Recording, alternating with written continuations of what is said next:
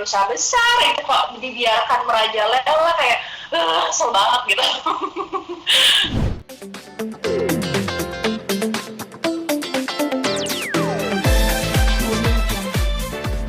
Alhamdulillah sibukannya masih seperti biasa, ngurus anak-anak, ngurus yayasan, ada bisnis juga, macam-macam. Alhamdulillah. Kak, ini mengenai postingan Kak Indah dari di sosial media, mengenai ada yang apa sih Kak yang Iya. tentang dukun dan pesugihan, boleh diceritain gak sih Kak kronologinya ini kenapa bisa ada ajakan-ajakan seperti itu Kak? Iya, jadi aku tuh tadi pagi dikabarin sama salah satu sahabat aku gitu. Lihat nih, udah ada SMS beginian beredar banyak banget gitu, dan aku baca, ya Allah itu tuh kayak para dukun tuh sekarang udah mulai mengupgrade, mempromosikannya ke jalur-jalur handphone orang-orang bebas gitu ya. Jadi kayak menawarkan pesugihan, bahkan di situ tulisannya tanpa tumbal lah, terus menawarkan pelet, santet. Aku tuh kayak yang kesel aja gitu, kayak aduh ini kan tawaran melakukan dosa besar ya, yang kalau orang-orang yang mungkin mereka lagi imannya lemah atau mereka lagi kepepet pengen dengan cara singkat tapi dengan cara yang sangat berbahaya, mereka jadi tergiur gitu. Dan aku kayak ya Allah, itu sebenarnya ancaman besar gitu buat kita semua gitu, dimana pun tuh sudah menggencarkan misi-misinya untuk masuk ke setiap handphone orang-orang gitu, promosi gitu, kayak jualan, tapi jualannya jualan santet, jualan pelet, jualan tumbal gitu kan, kayak pesugihan tuh kan kayak ya Allah gitu, aku tuh korban sihir gitu ya, korban santet. Terus lihat begitu tuh kayak tega banget sih gitu, maksudnya kan kayak kamu kayak mau pembunuhan secara diam-diam lewat santet, terus kamu SMS-in orang-orang untuk menawarkan jasa pelet, santet, pesugihan gitu. Menurut aku tuh kayak udah dosa besar itu kok dibiarkan merajalela, kayak kesel banget gitu. Kak, ini kan kakak sendiri sebagai korban santet melihatnya mungkin miris banget gitu ya Kak. Tapi pernah nggak sih Kak ini dialami oleh orang-orang sekitar kakak juga, ajakan-ajakan untuk main dukun dan santet ini? Banyak banget, kamu kalau lihat di postingan Instagram aku itu teman-teman banyak yang pada komen mereka pun dapat hal yang sama gitu. Biasanya tuh ajakan riba ya, utang tanpa hutang gitu kan, tawaran dana segala macam. Tapi ini tuh udah tawaran untuk pesugihan, tawaran untuk santet, pelet, dan itu udah mulai banyak gitu. Jadi kayak suatu hal yang memprihatinkan dan miris banget buat aku ya gitu. Di komentar Instagram aku banyak banget, dan itu udah kayak banyak ternyata gitu. Kak, ini sebagai kakak sendiri sebagai korban santet, apa sih mungkin hal yang mungkin kakak ingin lakukan untuk mereka-mereka yang dapat tawaran main dukun, pesugihan? Iya, tentu saja aku pengen ngasih tahu sama semua orang, jangan pernah tergiur untuk ajakan-ajakan para dukun yang menawarkan jasa santet, pelet, pesugihan, atau apapun itu melalui jasa mereka gitu. Karena pertama jelas itu dosa besar, tidak akan masuk surga ya. Lalu yang kedua, sama saja kita mengundang jin untuk bekerja sama dengan kita, naudzubillah, yang itu akan turun-temurun ke anak cucu kita, dapat korbannya, maksudnya dapat keburukannya gitu. Mereka akan diganggu jin selain kita juga, dan celakanya untuk gangguan jin seperti itu, kalau misalnya kita bertransaksi dengan para dukun yang bekerja sama dengan jin, ketika meninggal mereka akan menggagalkan kita untuk bersyahadat, untuk mengucapkan kalimat la ilaha illallah ketika meninggal. Dan celakanya lagi akan sakratul maut biasanya susah banget untuk meninggalnya, naudzubillah. Terus hidupnya tidak akan bahagia. Jadi jangan menambah masalah dengan masalah yang lebih besar. Mungkin berpikirnya bisa cepet nih, saya pakai pesugihan cepet kaya, mungkin solusinya sebentar di dunia, tapi nggak akan lama. Sebentar dari itu akan mendapat bencana, musibah yang lebih besar lagi. Jadi jangan cari masalah dengan masalah yang lebih besar lagi dengan bantuan para dukun yang bekerjasama dengan para jin gitu. Kak, tapi kalau pengetahuan kakak yang pernah terkena santet, ini untuk mereka yang menggunakan jasa dukun untuk santet, pesugihan, itu akan ada, bisa dibilang kayak akan berbalik nggak sih Kak ke mereka apa yang mereka lakukan ini? Berbalik itu dalilnya jelas ya dalam Al-Quran gitu, di surat Al-Isra ayat 7, ketika kita berbuat baik kepada diri kita sendiri, berbuat buruk pun akan berbalik akan ke kita lagi gitu. Jadi kalau kita santet orang, pelet orang, atau pesugihan, otomatis pakai tumbal dan segala macam, dan itu adalah tidak dibenarkan dalam Islam ya, ya akan balik ke kita gitu. Mungkin di orangnya enggak, nanti anak keturunannya gitu. Jadi tolonglah jangan pada egois gitu, pengen kaya raya, pengen cepet kaya, cepet terkenal, misalnya cepet banyak uang, tapi nggak mikirin anak keturunannya, nggak mikirin dirinya dan keluarganya yang akan menjadi korban. Karena sekali kita bertransaksi dengan para dukun, keluarga kita sampai anak keturunan itu akan kena imbasnya gitu. Itu baru di dunia, di akhirat naudzubillah gitu, siksanya luar biasa gitu.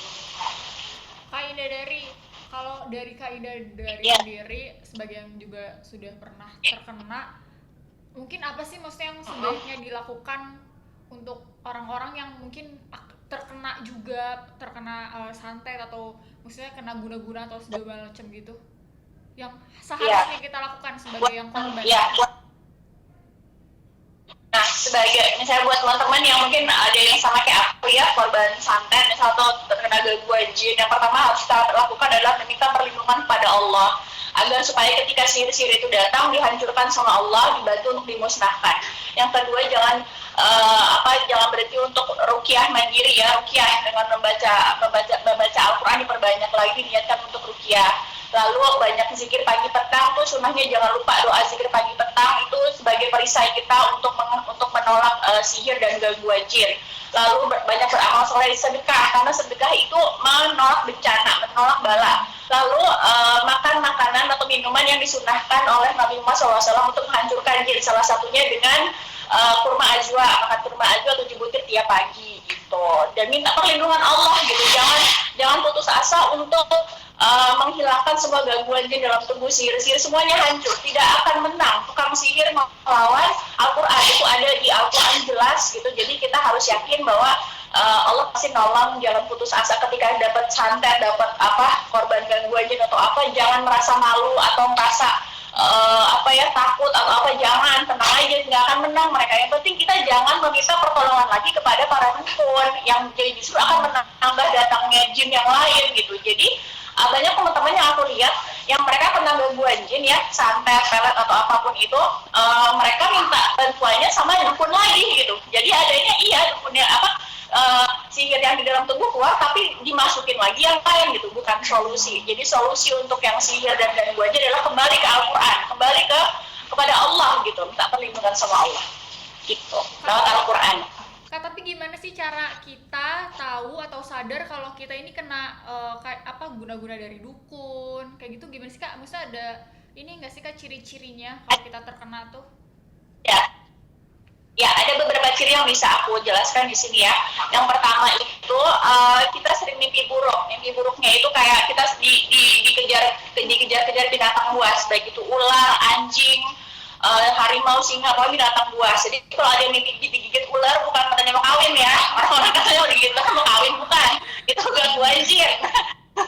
Terus mimpi jatuh dari ketinggian, terus mimpi terbang gitu, terus dia ada lagi dia sering rep-repan, sering kelindihan ya, kelindihan.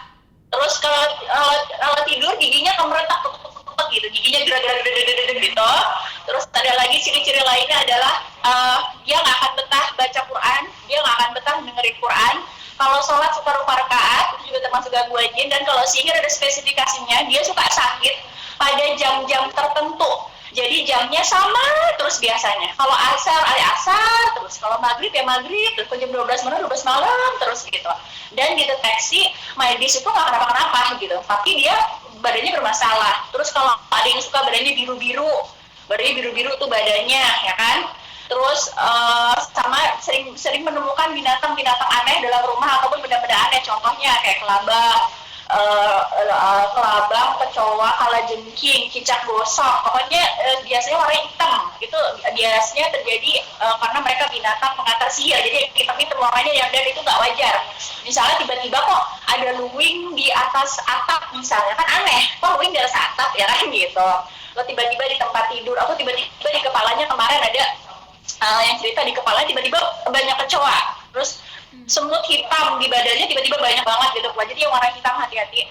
Terus sama benda-benda aneh kayak tiba-tiba ada tanah kuburan di rumahnya, atau kain kafan atau apa yang aneh-aneh gitu. Kira-kira beberapa cirinya seperti itu. Kak, terakhir Dan apa sih yang ini dan kalau dengarkan rukyah reaksi ya, karena Al-Quran tuh luar biasa. Didengarkan ayat-ayat rukyah, dengerin doang itu udah reaksi. Dan lihat kurma ajwa juga begitu, banyak yang pada mual dan muntah. Kak, ini terakhir mengenai postingan kakak, apa sih yang mau kakak sampaikan untuk mereka, untuk para dukun-dukun ini, terus mereka yang berniatan untuk menggunakan jasa dukun untuk menyantet atau yang lain-lainnya? Buat para dukun tolonglah kalau bisa ganti profesi aja. Masih banyak profesi lain yang insya Allah lebih baik dan bisa mengundang rezeki yang lebih yang lebih berkah lagi gitu. Ganti profesi lah, hijrah profesi. Insya Allah banyak teman-teman yang mau membantu para dukun untuk hijrah, yang mau modalin buat usaha lain supaya bisa ninggalin praktek perdukunannya kalau memang kesusahan ekonomi, dan tolong ditinggalkan profesi dukunnya, karena itu benar-benar profesi yang tidak diridhoi sama Allah, dan saya menyampaikan ini karena saya menyayangi semuanya karena Allah gitu, pengen semuanya bisa selamat bareng-bareng masuk surga. Lalu yang kedua, buat teman-teman yang terkena korban dari santet, pelet, dan gangguan jin, jangan pernah putus asa untuk mengeluarkan semua jin dalam tubuh, untuk berusaha ikhtiar supaya bisa sembuh gitu. Jangan takut, jangan khawatir, jangan sedih. Anggap saja ini Allah sedang menggugurkan dosa-dosa, dan ini tantangan buat kita untuk lebih memantapkan tauhid bahwa pertolongan hanya dari Allah, semua terjadi atas izin Allah, dan ada hikmahnya insya Allah. Kembali ke Quran dan Sunnah. Kak Ida dari Kak, terakhir Kak, ini kan lagi posisinya lagi masa pandemi, lagi masa pandemi nih Kak. Terus mungkin banyak orang yang menjadikan maksudnya kedukun ini sebagai kayak untuk nyari uang karena susah di masa pandemi. Menurut Kak Indah dari sendiri gimana? Ya itu salah banget lah, orang dukunnya juga kesusahan di masa pandemi, buktinya iklan-iklan ke SMS ya kan gitu. Jadi bukan solusi. Kembali saya nasihatin dari saya sendiri dan teman-teman, jangan mencari solusi dengan jangan menyelesaikan masalah dengan masalah gitu. Cari masalah yang kita enak di dunia, enak di akhirat gitu. Jangan mencari solusi masalah yang mungkin di dunianya selesainya cepat tapi di akhiratnya berat gitu. Belum lagi kalau udah praktek kita bekerja sama dengan para dukun yang dengan para jin, nanti itu nggak akan lama. Mungkin setelah masalahnya selesai, abis itu ada masalah yang lebih besar lagi yang hanya akan membawa kehancuran buat hidup kita, dan itu benar-benar terjadi teman-teman gitu. Kalian harus yakin bahwa itu nggak akan membawa berkah buat hidup kita gitu. Oke, Kak Ida dari makasih banyak ya Kak, makasih banget. Makasih ya Kak. Sama. Sehat-sehat ya Kak dari, makasih banyak. Assalamualaikum. Sama. Salam.